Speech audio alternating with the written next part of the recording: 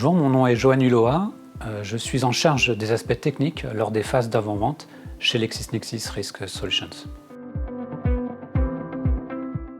LexisNexis Risk Solutions fait partie du groupe RELEX, qui est un groupe néerlando-britannique qui compte 30 000 employés à travers le monde. Les activités du groupe sont l'organisation d'événements, mais également la fourniture de données et d'outils d'analyse pour le domaine scientifique et médical, également pour le domaine du légal. Et le métier de LexisNexis Risk Solutions consiste à gérer les risques sur les aspects de criminalité financière et sur les aspects de lutte contre la fraude. Nous aidons les entreprises à opérer conformément aux réglementations relatives à la criminalité financière, à savoir le respect des sanctions, la lutte contre le blanchiment, la corruption et le financement du terrorisme. Nous fournissons également des solutions qui permettent de lutter contre la fraude tout en proposant des parcours sans friction aux clients. Dans les deux cas, ces solutions permettent d'améliorer les processus de décision des entreprises en fournissant plus de données et des outils d'analyse avancés. Le premier challenge concerne l'ingénierie sociale, parce que cela permet en fait aux fraudeurs de contourner les mécanismes d'authentification forte qui sont de plus en plus présents.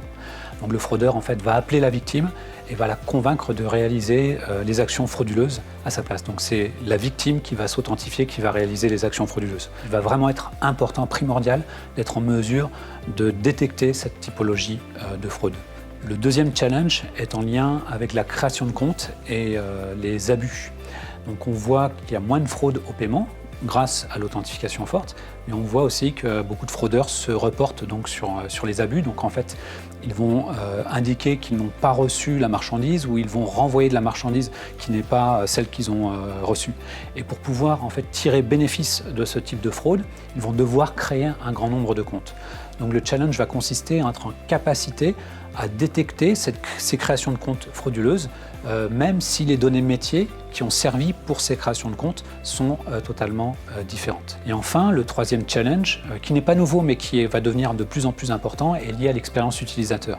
On voit de plus en plus d'authentification forte. Cette authentification forte a quand même un impact sur le parcours client et donc a des impacts business importants également. Donc il est important d'être en mesure de diminuer le plus possible cette authentification forte quand elle n'est pas nécessaire.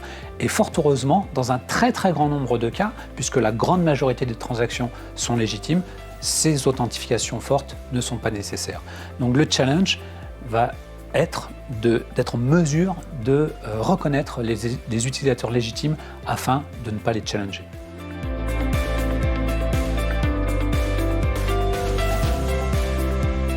LexisNexis ThreatMetrix va permettre de déterminer que la personne qui est en train de réaliser une action sur votre site web ou sur votre application est bien la personne qu'elle prétend être et non pas un fraudeur. Donc pour fournir ces analyses de risque en quasi-temps réel, on va s'appuyer sur des données qui sont extrêmement diversifiées que nous avons créées, des données qui sont liées à l'identité numérique, des données qui sont liées à la machine avec différents types d'identifiants machine, des données qui sont liées au réseau, et des données qui sont liées à l'analyse comportementale, c'est-à-dire à la façon dont l'utilisateur interagit avec le site web, avec son clavier et sa souris. On va s'appuyer également sur ce qu'on appelle le Digital Identity Network de LexisNexis Risk Solutions, qu'on peut se représenter comme une base de données qui fonctionne sur un principe collaboratif.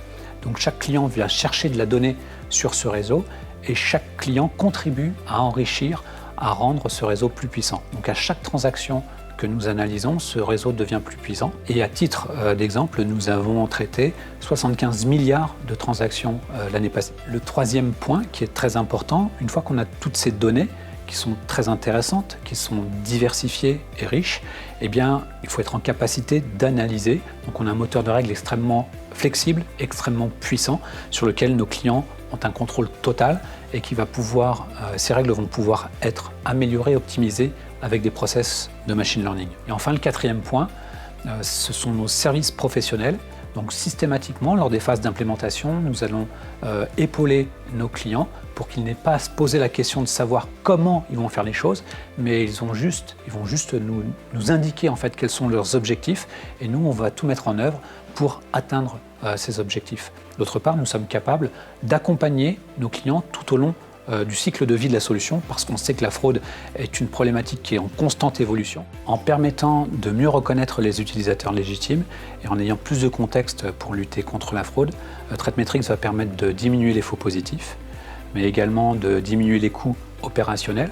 Donc les coûts bien sûr qui sont liés à la lutte contre la fraude, mais également les coûts de revue manuelle, faire bénéficier ses clients de parcours sans friction en diminuant l'authentification forte et donc en améliorant le taux de transformation de nos clients.